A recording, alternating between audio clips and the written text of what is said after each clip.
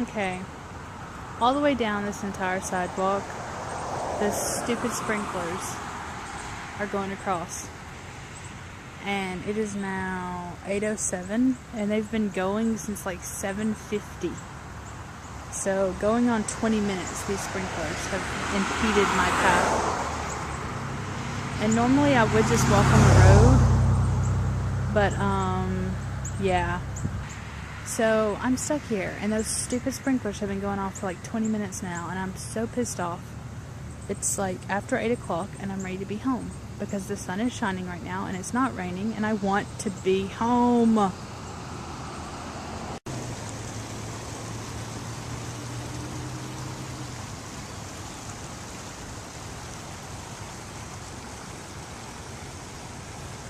I made it home. It was a horrible walk home, and I'll explain when I get in my room. Oh, it was horrible.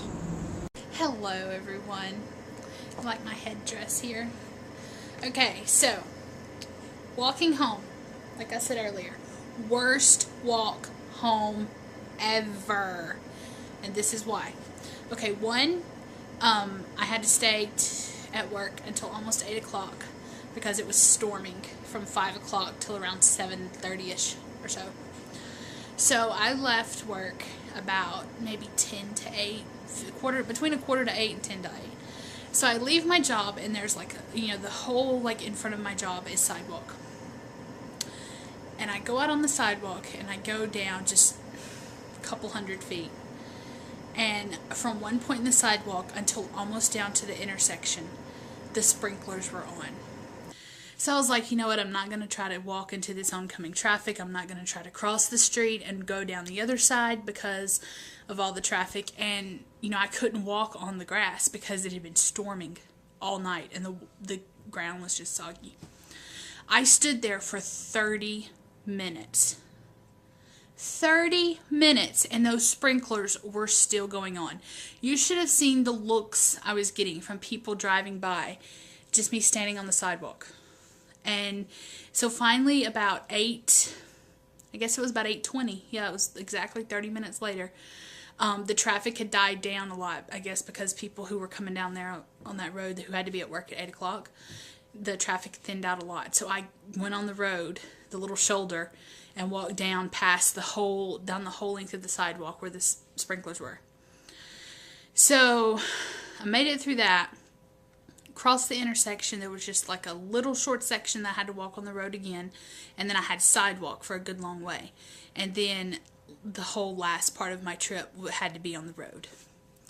And, normally when I leave work at 5 or 6 o'clock in the morning, it's not that bad walking on the road because there's not any traffic out. But this was, between 8 and, this was between 8:30 and 9 at this point, so there was plenty of traffic.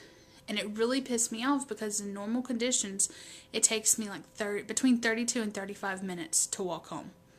And I stood waiting on the sprinklers for 30 minutes, and then I had to walk another 35 minutes or so, 40 minutes, because I was being really careful about all the traffic. So it took me like an hour, 15 minutes to get home. And when I got here, like in the rain, it wasn't there were no more thunderstorms. The sun was actually out, and it was, nice and warm outside. But, I don't know. I just feel like that, because I was so stressed out about having to walk on the road so much and those cars were zooming by me, I was being extra, extra cautious and careful. And I guess from the stress of that, and then, it being a little bit warmer than what I'm used to walking in, by the time I got home, I was soaked in sweat. Like when I got ready to get into the shower, like my entire shirt was wet, my entire pants, the whole pair of pants was wet, my socks were wet because of the times I had to walk on the grass, and it was just soggy ground. It was the worst walking home experience ever. And I do need to get an umbrella so that I can walk in the rain, but even if I had had an umbrella, I couldn't have left at my normal time because it was like thunderstorms, like hard rain coming down. It was just, whew. it was interesting, but I made it through it. I made it home, and I'm safely home, and I'm all cooled off, and I'm clean, and it's winding down time. I'm like, my nerves are just still like on edge. So I know I can't go to sleep right away. So I'm just going to pull out some books and read and just try to decompress my mind, because that was definitely an experience. But, you know, I knew that I was going to have, not every walk home was going to be all rosy and happy. So I figured that, you know, I had an uncomfortable walk home coming to me. But yeah, that's pretty much what I'm doing here. So I'm going to go read, and y'all enjoy y'all's Monday, because when I get done reading, I'm going to go to sleep. And that's one night down in the week, 4 more to go. I'm on a countdown to the weekend now. I've always never liked being on a countdown to the weekend, because I'm like, oh, I'm going to wish my life away. But I know this is going to be a long week, and I'm just ready for the weekend already. And I'm going to enjoy my week to the fullest, but I am, like, in the back of my mind, I'm going to be thinking, weekend. Okay, I'm rambling now, so I'm going to go. Talk to y'all later.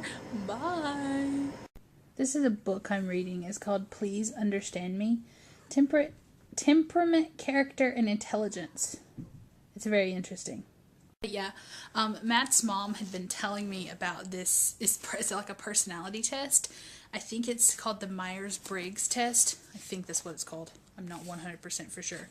But anyway, if you like Google it or something, or like look up this book, it's really interesting, because it's a test of 70 questions that you take, and then it gives you different scores, and you have like different letters that the scores mean. So I took it, and like my score was INFP,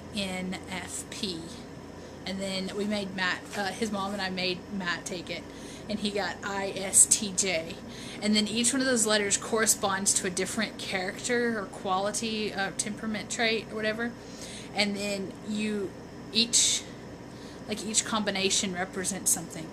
So I turned out where my combination was a healer, and Matt's combination was, why can I not remember this?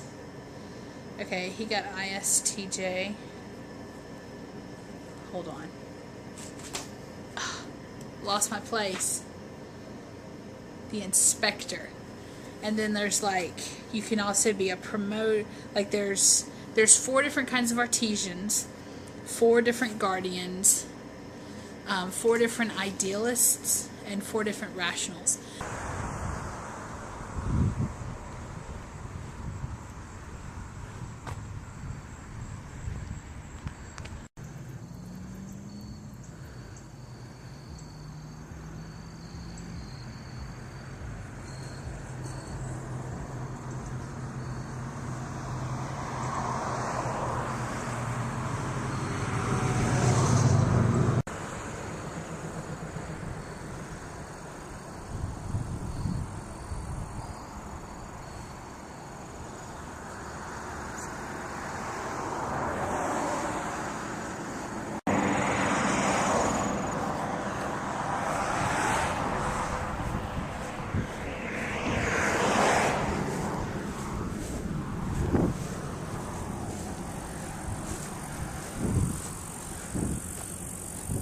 Well, the time has come that it's going to be dark now, or turning dark when I'm walking into work. It's like 7:30. It's already dark. It's depressing. It sucks. But, you know, pretty soon it's going to be dark at 5 o'clock, so there you go.